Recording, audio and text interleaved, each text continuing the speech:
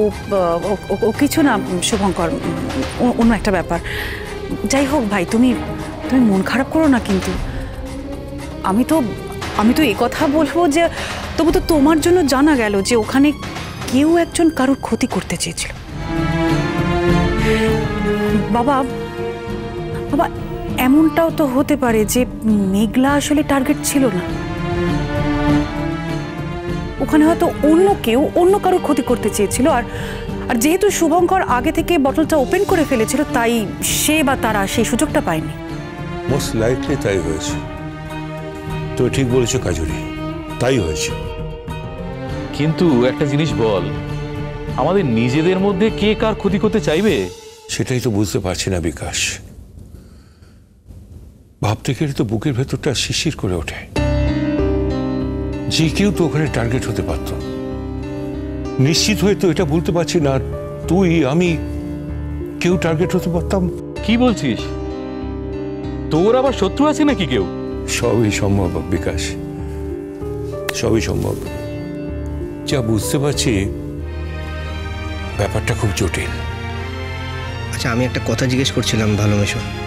কি রে? এইবার একটা এক্সপার্ট কমেন্ট পাবে সবাই। বল বল, খুলে বলো তোমার কি মনে হচ্ছে, কি মাথায় আসছে, সবাইকে খুলে বলো। আচ্ছা, যেখানে অনুষ্ঠানটা হয়েছিল মানে যেই হলে, সেখানে কি সিসিটিভি আছে? বা ওই হলটার বাইরে সিসিটিভি আছে কি?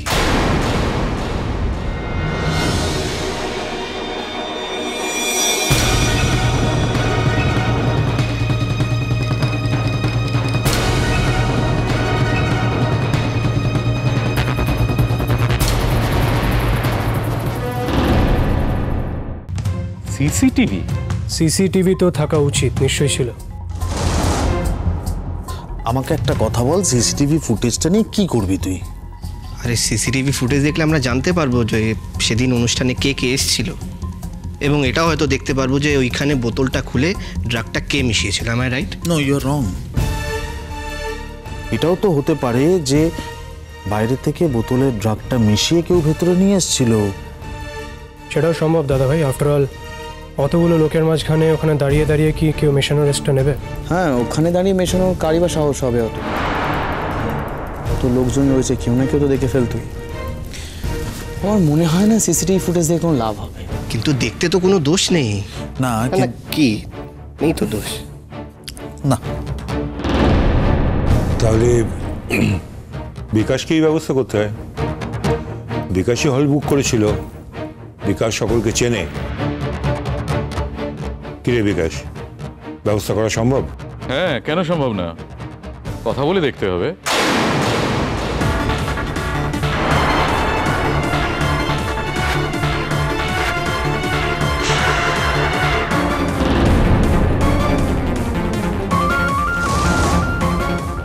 এই কথাটা তো আগে মনেই হয়নি।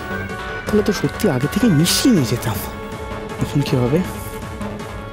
যদি সত্যি ফুটেজটা দেখতে পায় তাহলে কি জানতে পারবে ওই কাজটা আমি করেছিলাম?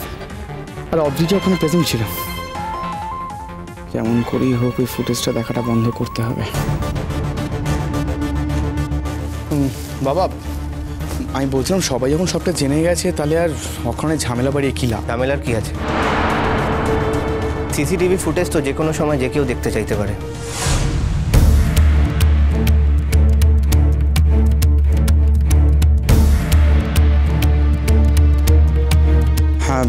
হ্যাঁ, তা পারে। কিন্তু এমনও তো হতে পারে, যেটা নিয়ে আমরা আলোচনা করছিলাম, যে বাইরে থেকে হয়তো কেউ মিশিয়ে এনেছে। বা এমনও হতে পারে ওখানে এমন কেউ ছিল যে নিয়মিত ড্রাগ নেয়, আর সেই হয়তো এই বটলটা ওই টেবিলে রেখেছিল। তারপরে কারোর সাথে কথা বলছিল, আর সেই সময় হয়তো এই বটলটা তুলেছি। মানে এমন তো হতে পারে। হ্যাঁ, হতেই পারে। না হওয়ার তো কোনো কারণ নেই। ইনফ্যাক্ট সেদিন যে ওখানে শুধুমাত্র ডক্টরদের বাড়ির লোকই ছিল তাও তো না, বাইরের অনেক কেস ছিল। বিক্লুদা, এই সিসিটিভি ফুটেজ দেখে কি সত্যি কোনো লাভ হবে? মানে আমার মনে হয় লাভ নাও হতে পারে। হ্যাঁ, আমি সেটাই বলছি। তাও আমি একবার ফুটেজগুলো দেখতে চাই। ওকে, তুই যখন চেক করতে চাইছিস তখন চেক করবি। হ্যাঁ তাই তো, ওর মাথায় যেটা একবার ঢোকে সেটা তো আর বেরোতেই চায় না। ভাগ্যিস বেরোয় না। যাকে বিকাশ মেশো বলছি, তাহলে সে কথাই রইল। তুমি আমাকে ফুটেজগুলো দেবে তো? হ্যাঁ, কেন দেবো না? ওদের সাথে কথা বললেই হবে, হয়তো 2-3 দিন সময় নেবে। আমি ওদেরকে বলবো যে সেদিন হল ওপেনিং থেকে শেষ অবধি সমস্ত ফুটেজটা আমাদের দিতে।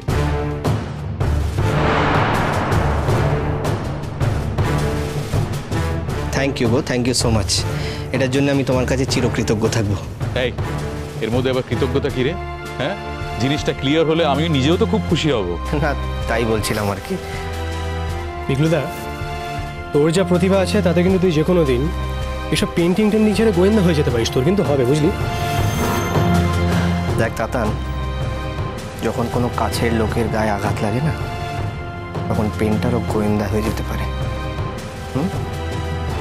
শুধু ডিপেন্ড করছে যে যেই লোকটা ভিকটিম হয়েছে সে কতটা কাছের।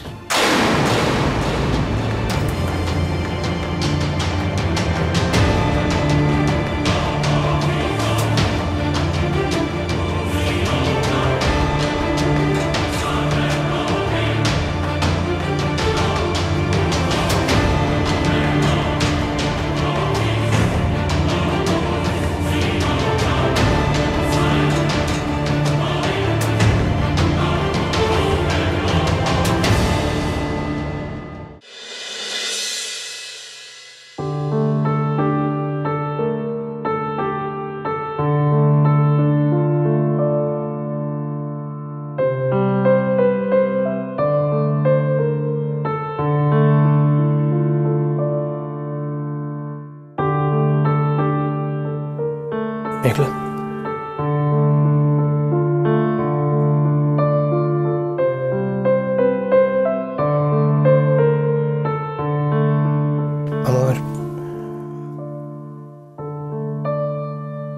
আমার একটা অদ্ভুত অপরাধ বোধ হচ্ছে। আজকে থেকে কিন্তু নয়, কত দুদিন ধরে বলে উঠতে পারিনি। কেন, কি হয়েছে?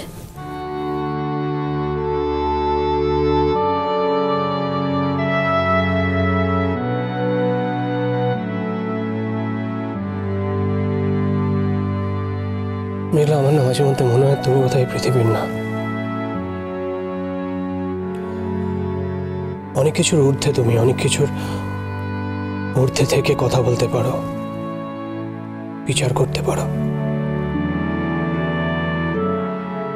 হয়তো অনেক কিছুই বোঝো না, বা বুঝে মানুষকে স্পেস দাও, ক্ষমা করে দাও।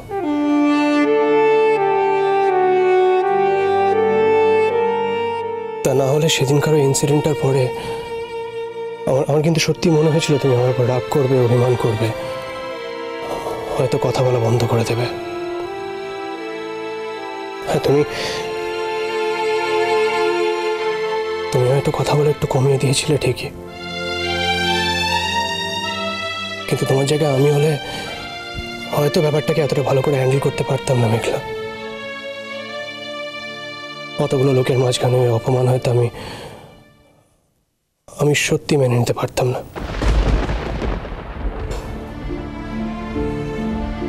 তোমার মতো এত ধৈর্য, এত সহ্য ক্ষমতা আমার নেই।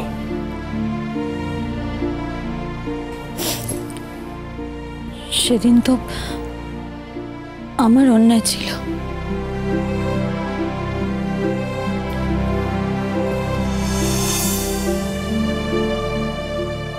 সেদিন তোমার কোনো অন্যায় ছিল না মেঘলা, আর আজ তো সেই ব্যাপারটা আমি অনেক বেশি কনফিডেন্টলি বলতে পারি। আমি জানি তুমি সেদিন অনেকবার করে আমায় বলেছিলে যে তোমার এতে কোনো দোষ নেই, আমি বিশ্বাস করতে পারিনি, উল্টা আমার। আমি কিন্তু তোমাকে অবিশ্বাস করতে চাইনি মেঘলা। আমি জানি না এটা কেন বারবার আমার সঙ্গে হয়। তুমি আমাকে সবসময় সম্পূর্ণভাবে বিশ্বাস করো, তোমার আমার উপর আস্থার কোনো কমতি নেই। আমি কেন কোনোদিন তোমাকে তোমাকে পুরোপুরি বিশ্বাস করতে পারি না, আমি জানি না। মেঘলা, আমি কিন্তু তোমাকে বিশ্বাস করতে চাই। আমি কিন্তু সত্যি তোমাকে অবিশ্বাস করতে চাইনি, কোনোদিনও চাইনি। জানি। আমার উপর তোমার কখনো কখনো রাগ হয় না মেঘলা? কি বলছো অনুরাগ? আমি তো ভালোবাসি তোমাকে। কেউ কাউকে ভালোবাসলে তার উপর কখনো রাগ করতে পারে? যদি এই ব্যাপারটা কেউ প্ল্যান করে এক্সিকিউট করে থাকে তাহলে ভাবতে হবে তুমি ছিলে তার টার্গেট। টার্গেট? আমাকে কি টার্গেট করবে? আমি তো ওখানে কাউকে চিনি না, তাছাড়া আমাকেই কেউ চেনে না।